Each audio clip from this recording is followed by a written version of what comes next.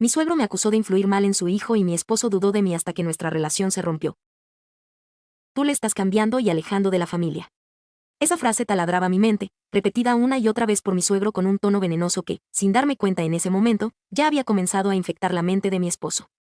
Lo que empezó como un murmullo incómodo en reuniones familiares, pronto se convirtió en una acusación directa, lanzada como un dardo envenenado durante una de esas típicas comidas dominicales donde se suponía que debíamos celebrar la unión, no la desintegración. Recuerdo el día con vívida claridad, el olor a asado quemado, el bullicio de los niños en el jardín, y la mirada fría de mi suegro cruzándose con la de mi esposo, quien de repente me miró con una duda que nunca antes había visto en sus ojos. Fue un golpe directo al estómago, una puñalada helada que me dejó sin aliento.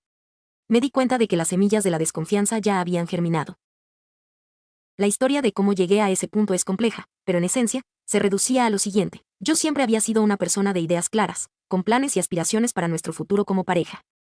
Cuando mi esposo y yo nos casamos, venía de una familia donde las decisiones se tomaban en conjunto, pero siempre con un ojo puesto en la independencia y el crecimiento personal.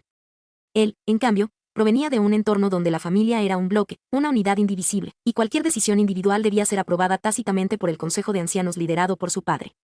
Mis propuestas, que para mí eran simplemente decisiones sanas para nuestro matrimonio y para construir nuestro propio nido, eran interpretadas por mi suegro como una forma de sacar a su hijo de su influencia. Quería que ahorráramos para una casa propia en lugar de seguir viviendo en el departamento que nos habían prestado sus padres por un tiempo indefinido. Proponía viajes solo para nosotros, para fortalecer nuestra conexión. Sugería que mi esposo buscara un trabajo que realmente lo apasionara, incluso si eso significaba un cambio de rumbo. Cosas, a mi parecer, completamente normales y saludables en un matrimonio joven. Pero para mi suegro, todo esto era una conspiración. Le estás metiendo ideas extrañas, mascullaba a mi esposo. Antes no era así de ambicioso, o ahora solo piensa en él y en ti, y la familia que. Confieso que, en ese momento, yo acepté que quizás mi comunicación no era la más hábil. Quizás, en mi afán por avanzar, no lograba expresar mis intenciones de la mejor manera, o no tomaba en cuenta la sensibilidad de mi esposo a las críticas de su padre. Pero jamás, ni en 1.000.000 de años, pensé que estaba influyendo negativamente.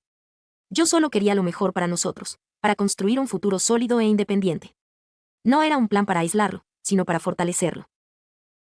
Las dudas, sin embargo, no tardaron en crecer como una maleza imparable. Mi esposo, que antes era mi confidente y mi apoyo incondicional, empezó a cambiar. Sus miradas se volvieron esquivas, sus respuestas cortantes.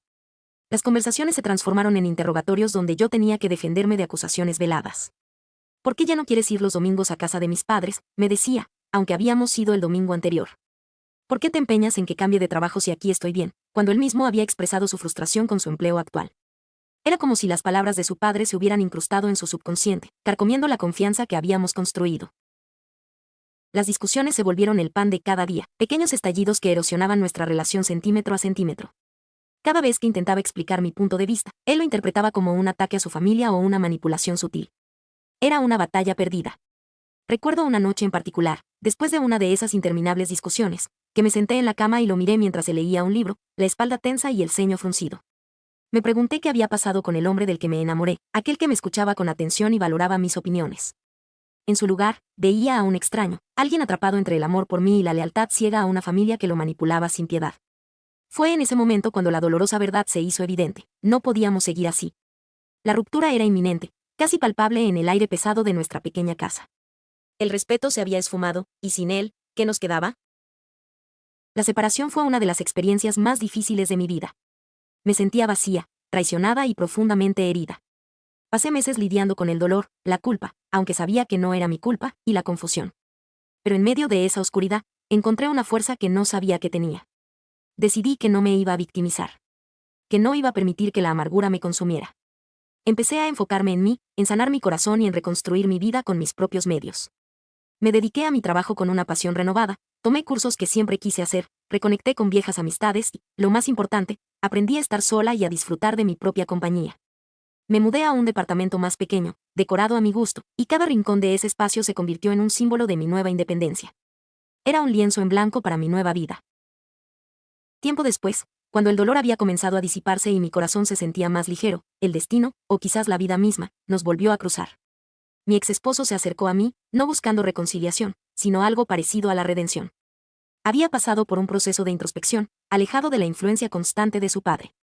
En ese tiempo, había comenzado a ver las cosas con mayor claridad. Se dio cuenta de que las acusaciones de su padre no eran más que proyecciones de sus propias inseguridades, de su miedo a perder el control sobre su hijo.